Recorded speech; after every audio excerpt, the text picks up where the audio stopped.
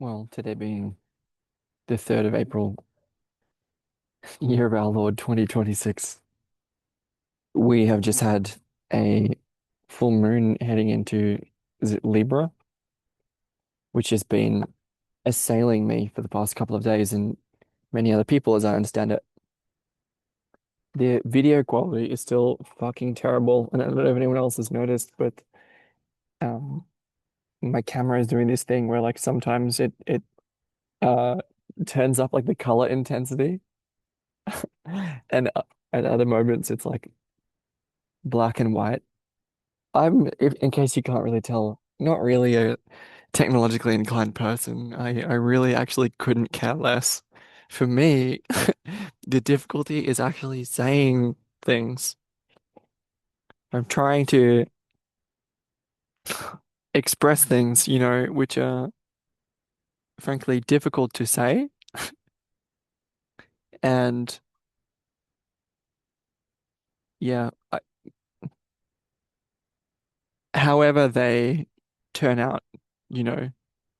Like I'm a kind of it's actually like pottery or something like that. It's like I'm practicing, Each one of these is a an instance of expression, and that in itself is something to, I don't know, appreciate or celebrate for me. I'm gonna continue trying to speak about a particular subject. It just cracks me up, the whole situation. What if we had, well, Epstein files are now a couple of months old, as is the war in Iran, and there's been like a palpable shift in uh, people's belief in authority. So there's a great movement in consciousness at this time toward liberation, toward freedom. I'm trying to say that there is a requisite level of consciousness for us to feel the sense of unity with each other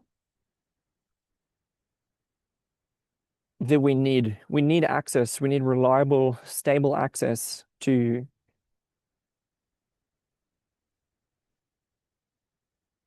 unity consciousness.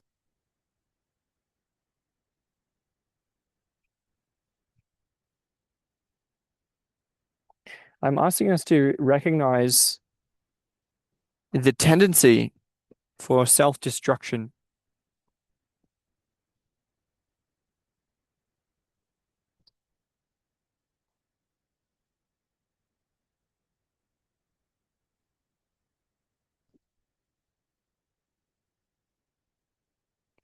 I feel that this tendency, like the question that I want to ask about it is, where does it belong? What is the purpose of being self-destructive?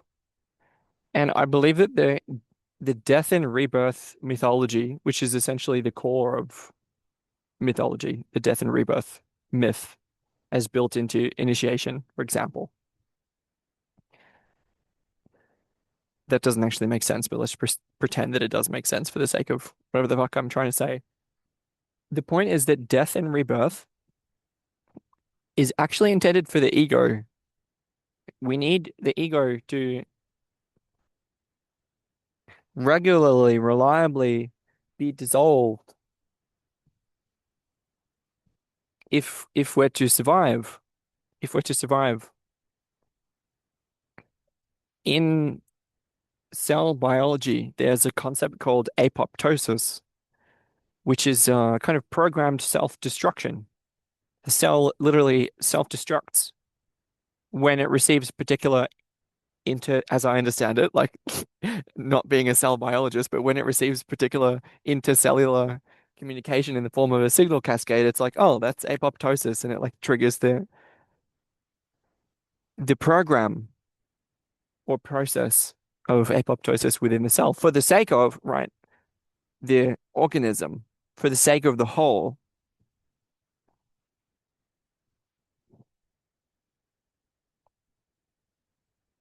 Ubuntu, I am because we are. The point I'm making is that it is like the social version of that, the cultural, like I just made an analogy, right, from cell biology. We take ourselves far too literally. We take ourselves too literally. I take myself too literally. This is what I'm trying to say, you know? That which we're trying to destroy is,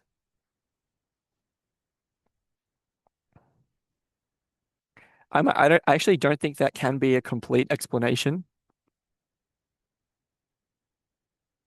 What I'm saying is that the I that has a tendency to destroy itself is the ego that's built into the ego because the ego has to dissolve into the sense of being a whole,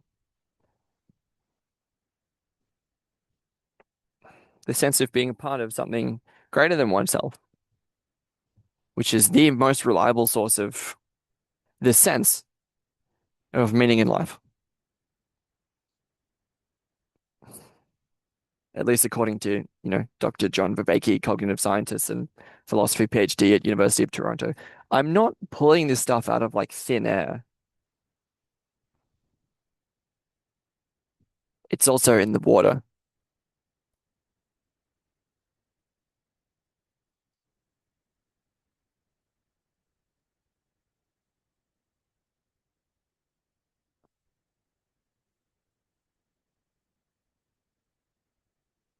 How's your relationship with infinity?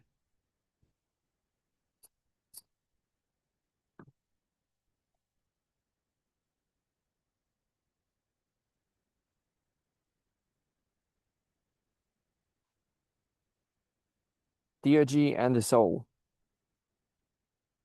the Neoplatonism of Iamblichus, second edition, by Gregory Shaw, originally published in 1995.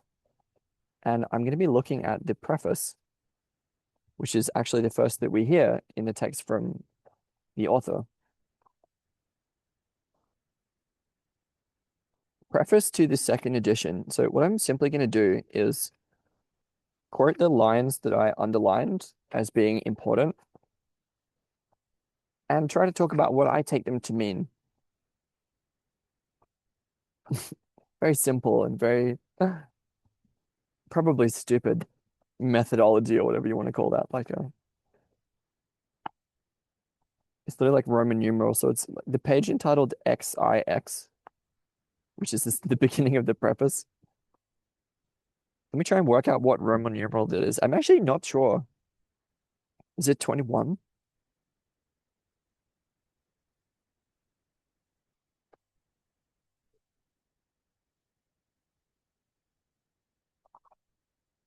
In his profoundly Neoplatonic essay, The Poet, Ralph Waldo Emerson says, the poet, quote, speaks adequately only when he speaks somewhat wildly. The author of a poem touched by this wildness knows that what he speaks is past his understanding, and so too what he writes.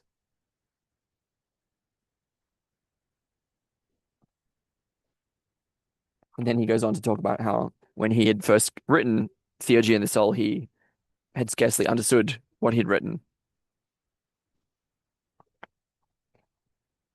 He describes this analogy of like stumbling upon a cave of gems, which is the imagined world of the Neoplatonist. I have to say, I'm like really still not convinced of the sort of inherently rational order of the cosmos. There's a there's a fair dash of irrationality, unpredictability, chaos in a word. And I don't see that a lot of space has been made for that, which is then going to resonate as like it's actually, again, I'm going to say it's the problem of three and four because there's this three associated with like it's the number of God, right? It's like this three of which I speak, the archetype of three, essentially.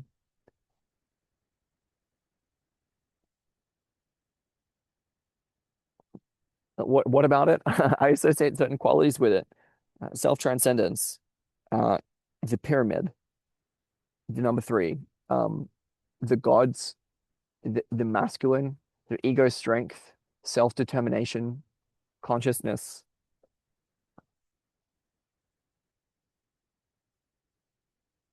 It's a masculine number.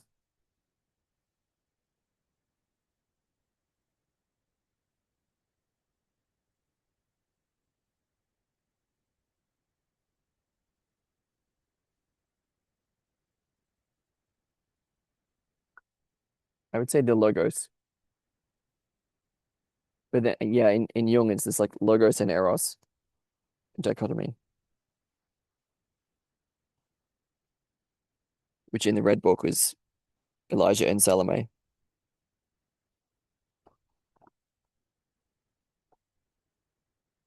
I'm saying that that three has to be balanced with that which is represented by the number four, the unconscious, the body, the mother.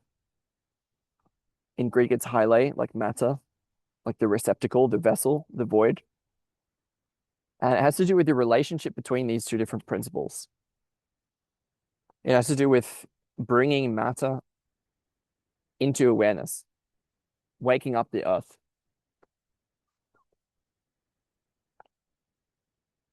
And I'm saying that by means of this theurgic process, it's an alchemical process that we can wake up to who we are. Like when we need to, when we need to be reminded, when we need to remember. Back to yourself. Those who know. I'm going to start talking about theurgy from there. Theurgy, again, may be defined as divine activity communally shared. Yeah, so he's talking about again, like a positive view of embodiment and a positive view of matter, which is the idea, this Neoplatonic tradition of a metaphysics associated with the body and with matter itself, which we're apparently going to go into in some depth, but then also a series of rituals, rites, practices by which we, not I, but we may commune with the divine, literally with the gods. Or you could say with God. Both polytheism and monotheism lie in that direction. Not of relationship to, but experience as. I forget which one of the North American churches, but it's like the white people step into that building and pray to God. We step outside of our buildings and we become God. It's a paraphrase and a misquote, but it's the same point. So divine activity communally shared, the experience of like mystical experience, the experience of direct participation in the Godhead. In Indigenous Australia, it's called the dreaming. I'm talking about the myth of the eternal return. Culturally reenacted.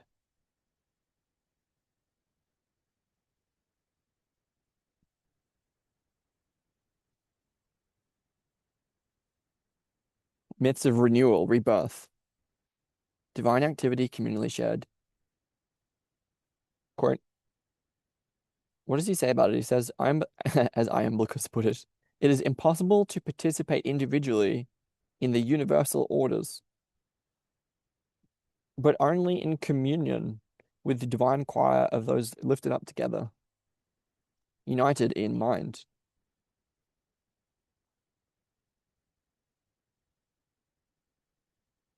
So it's a way to, what I'm talking about is a process. It's not exactly a system, right? I don't know if there's a recipe, but I'm definitely there's there's a cake which is trying to be baked. I don't quite know how to put it into words. Symbols are actually quite useful because they convey a whole lot more. A picture is worth 1,000 words. Literally, like we have it. We have phrases that describe that which we cannot encompass.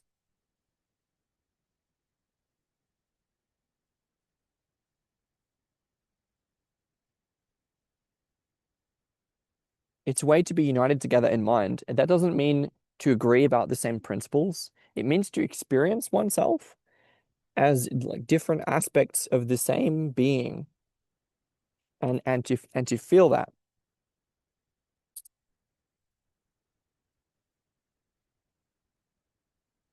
I'm talking about recognizing who we are, waking up to who we really are.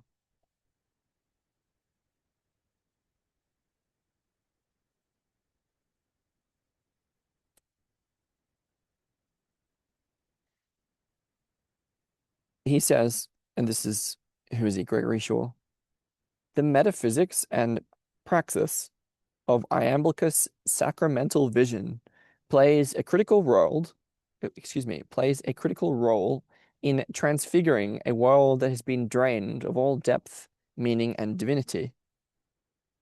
So we're talking about transfiguring the world.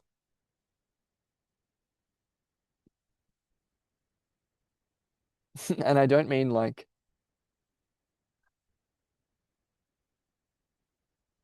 I don't mean terraforming in the sense of Dune, you know.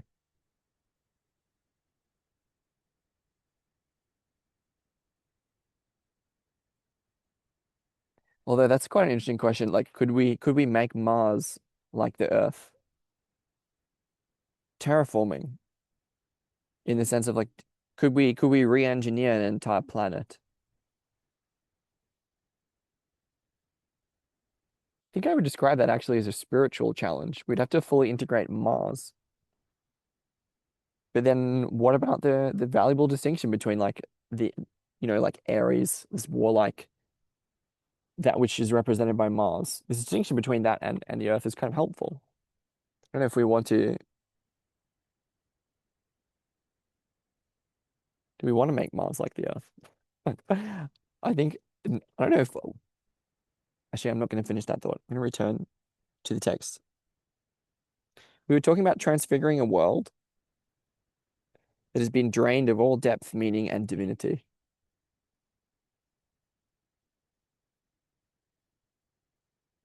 So can we get like a tangible somatic sense of the depth, meaning, and divinity that is inherent within this, this world, this reality?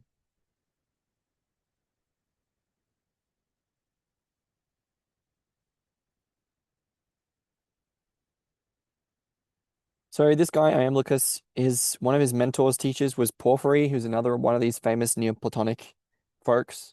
And he essentially thought that I quote, the gods were too spiritual to be engaged in material rites in such a way that like our world, if we believe this Porphyry guy, becomes emptied of all divinity.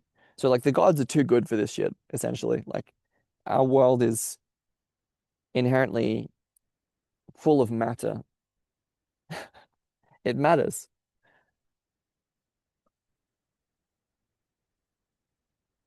Matter is inherent within this. And Porphyry's view was that the gods actually cannot participate in matter.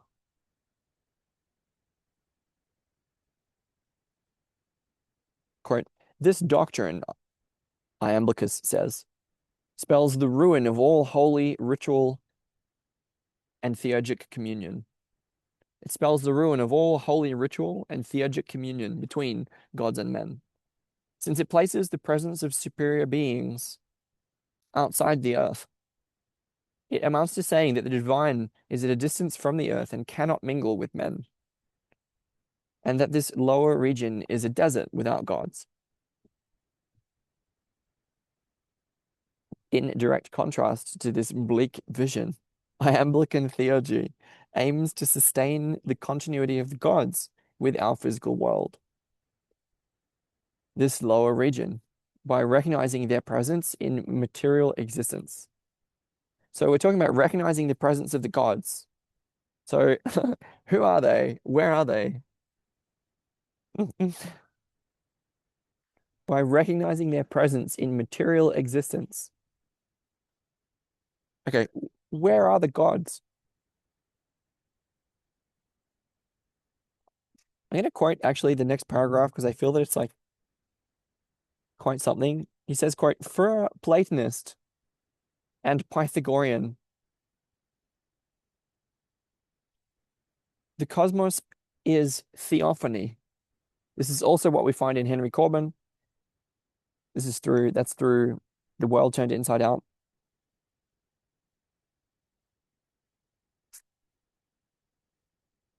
Theurgy is the praxis through which human beings enter and embody the divine revelation. Enter and embody the divine revelation. That is the cosmos and natural world. Theurgy is the praxis through which human beings enter and embody the divine revelation that is the cosmos and the natural world. Iamblichus thus avoided the temptation so prevalent in his age to escape from material reality, and split the world in two.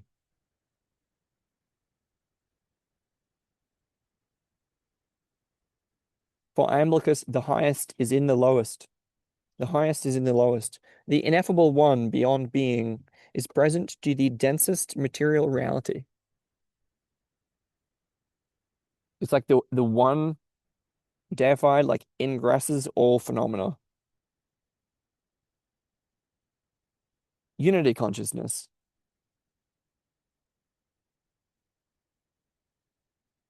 For Iamblichus, the highest is in the lowest. The ineffable one beyond being is present in the densest material reality. The ineffable unities, the Henadic gods,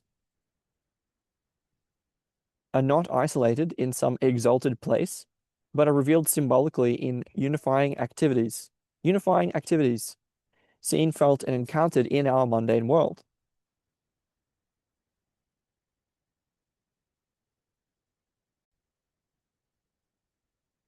Okay, so he was just explaining that the gods are revealed symbolically in unifying activities. And specifically, what he means is that there is a class of spiritual beings called daemons, who are essentially spirits present within this, our natural material world, and that they reveal the will of the gods. Quote, neither by disclosure nor by concealment. That is, not as one would reveal or conceal objective information. What he's talking about is that in his theophany, the gods, they remain hidden even when they're revealed.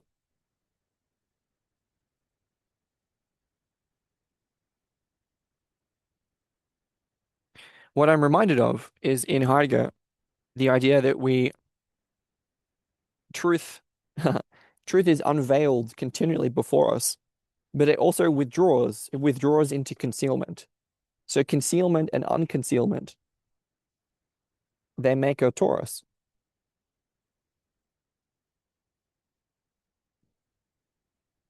Iamblichus believes this is the way of cosmogenesis and of the sacred traditions that embody it, an activity he describes as symbolic.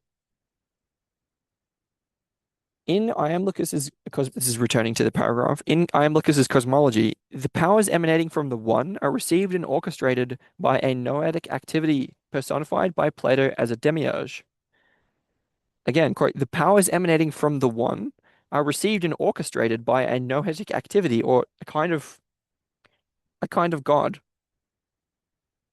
an activity within mind, a minded activity, a consciousness personified by Plato as a demiurge, who weaves these divine powers into a living cosmos. Thus, the highest and most hidden spiritual principles unfold and are revealed, quote, through our evanescent and material reality, including all the passions of the human condition.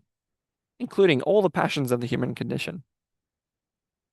And theurgy is the art of learning how to receive this procession in a way that imitates, no, even more, that incarnates the demiurge that continually creates and sustains our world.